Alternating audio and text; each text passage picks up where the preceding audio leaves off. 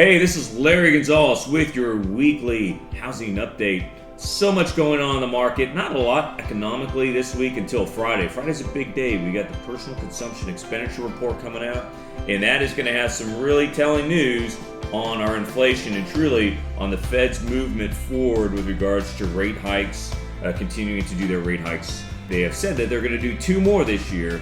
We'll see. I think Friday's PCE report, if it shows that core inflation is gotten below that 5% range, we might see them let up on that. But we'll see. We'll see. That's news to the future. Heck, by the time you watch this, we'll probably already know.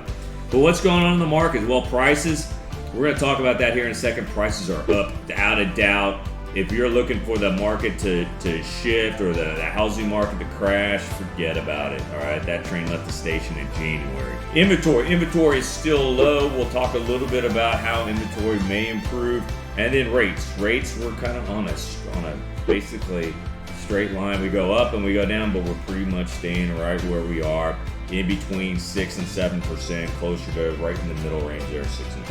All right, so let's get into the appreciation.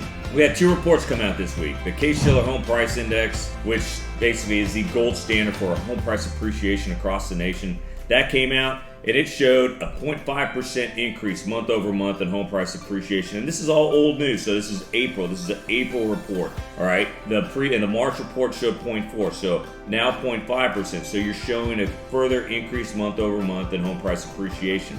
Now, you also see year over year, though, you had a negative 0.2% year over year growth. So this is the first time we've seen that in a while. And, a lot of people in the news are saying, hey, the housing market is basically, it's stagnated or it's going down. Well, April, May, and June of last year, our home prices reached a peak. All right, June of 2022, we hit a peak in home prices. So for the next 3 to 4 months, expect a year over year price appreciation to be negative. But month over month, we're going to continue to see those home prices increase as they recover from really what has been a big slap in the face of the housing market with the high interest rates that we got starting in September, October of last year. But it's kind of one of the things interesting, where are home prices rising the fastest? Well, month over month, I haven't seen this before. Cleveland, Boston, New York, all are up at the highest month over month appreciation. Still leading the way year over year, though, is Miami. Chicago somehow got in there.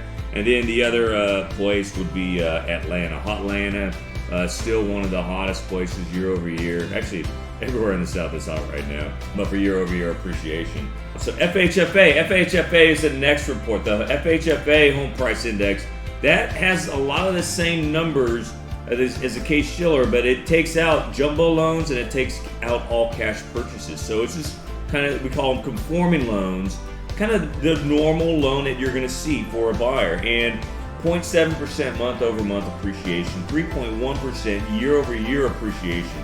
Matter of fact, we are now on the FHFA Home Price Index, we are now 1.6% higher than we were last June when the market peaked. So for conforming loans, home prices are up, and ladies and gentlemen, the train's left the station. So take a look at this chart here. This shows 5 of the organizations that measure home price appreciation.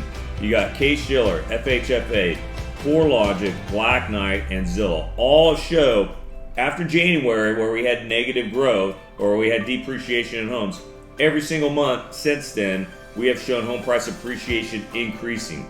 So again, we hit that dip, and if you look at this chart, this other chart here, that shows where we peaked, we've already hit the bottom. We're already on that way up, folks. And if you're waiting for home prices to come down before you buy a home, sorry, you're just not buying a home yet, because they're not coming down. They're not coming down anytime soon.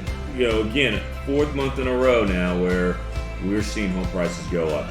Now, let's look at new home sales. And this is another big report that came out. A huge report.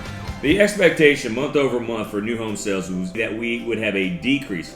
We actually had a 12% month over month increase in new home sales. That is huge. We are 20% higher this year than we were last year. Take a look at that. All right, 20% more this year than last year. It's a big number. Why we have such a huge number of new home sales going on? It's because we have half of the homes available on the market that we did in 2019. We just don't have enough existing homes on the market. So these builders, they're building, and you look at this next chart I have that shows new home sales. If you look at the red, these are the new homes that were completed. 69,000 new homes completed. That's nearly 2 times what we had at the bottom when the market basically bottomed out 2021, early 2022. All right, double. And we're almost in line with what we were at pre-pandemic levels with the number of homes being completed. The builders are starting to build homes because they know the demand is there, and they know that the competition from existing home sales, it isn't there yet, because some people feel like they are locked into their home because they have such a low rate and they can't afford to buy a home at a higher rate. So that's big. 259,000 homes under construction right now. That's the middle part of that graph. That is also a historically high number for builders, certainly more in line with what they're accustomed to doing. Take out the bottom, take out the peaks, before the Great Recession, 2008, 2009. All right, so, last week I talked about the National Association of Home Builders, their confidence report, and it was above 50. Anything over 50 is expansion, and they were at 55. The previous month they were at 50. There's a reason why they are so excited. They know they don't have competition, and they know people need homes, roofs over their heads, so they're building homes. So that's good, but they're still not building enough, and that is something that is going to help to create the market that we have now. Despite rates being in between 6 and 7% for much of the last 8 months, you're still seeing homes being sold, and you're seeing days on market go down below 30. We're going to get into the teens here, I'd say, by the end of the summer, because there just isn't enough inventory, and people are willing to spend the money to buy a home because they know the value's there, because the builders, they can't build enough, and people aren't going to sell enough homes.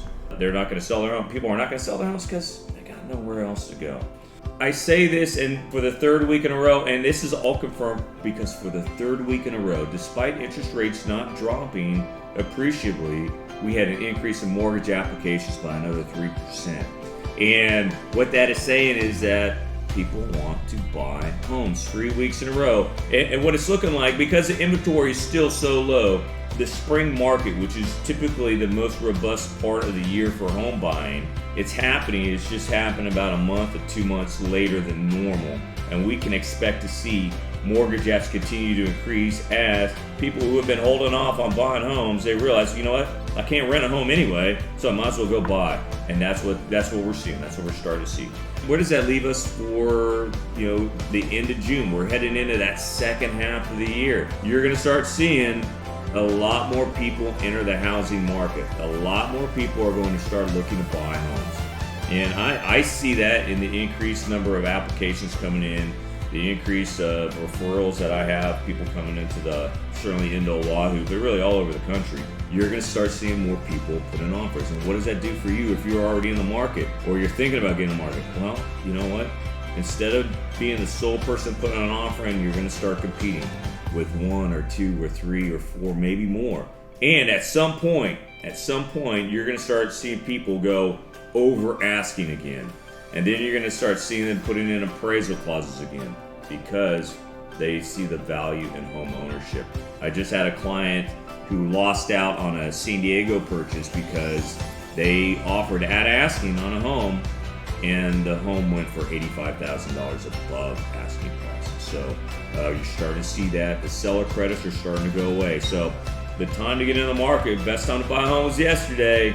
Next best time is today. And as soon as you get on home, you just sit back, do your thing, make your payments, and watch your home appreciate.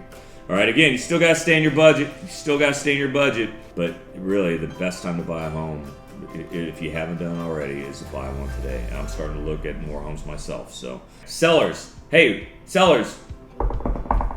up. Let's get your home ready. Put it on the market. Make sure you get it staged. Don't show your home as a pig pen. Clean the house. Remove your stuff. Get your home on the market. It will sell. We're going to be back in the teens. I'd say before the end of July, we'll be back in the teens for days on market because the demand is there. All right, and just remember, folks, hey, as always, don't give up the ship. Have a great 4th of July weekend. Hope you get a 4-day weekend. All right, talk to you later.